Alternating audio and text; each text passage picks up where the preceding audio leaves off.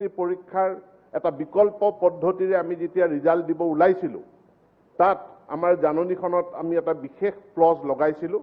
সেই ক্লজটো হ'ল যে টেট শিক্ষকৰ নিযুক্তি যিসকল প্ৰাৰ্থীয়ে ভৱিষ্যতে কৰিব বিচাৰিব, মানে টেটত চাকৰি এপ্লাই কৰিব বিচাৰিব, তেওঁলোকৰ কাৰণে বিশেষ হায়াৰ ছেকেণ্ডাৰী পৰীক্ষা বা আমি কৈছিলোঁ এটা ইকুৱেলাইজিং পৰীক্ষা অনুষ্ঠিত হ'ব।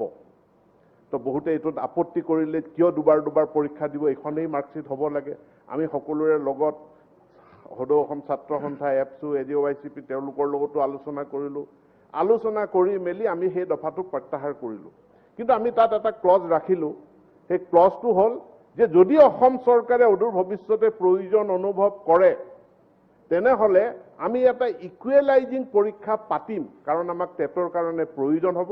কাৰণ 2021 চনত যিসকল ছাত্ৰ ছাত্ৰীয়ে পৰীক্ষা নিদিয়াকৈ নম্বৰ পালে তেওঁলোকক ইয়াৰ আগৰ পৰীক্ষাবিলাকত যিসকলে পৰীক্ষা দি পেলাই যিসকলে নম্বৰ পাইছিলে তেওঁলোকৰ লগত আমি একে সমহাৰত তুলনা কৰিব নোৱাৰিম।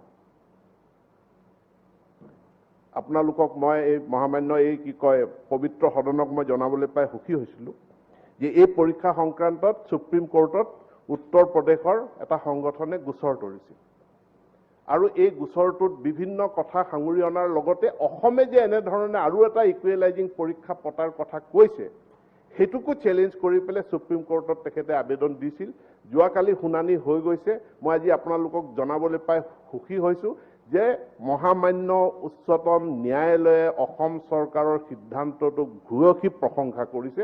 কৈছে কিয় নাপাতিব পৰীক্ষা, কিয় নাপাতিব পৰীক্ষা অসম চৰকাৰে পাতিব, পাতাৰ অধিকাৰ আছে।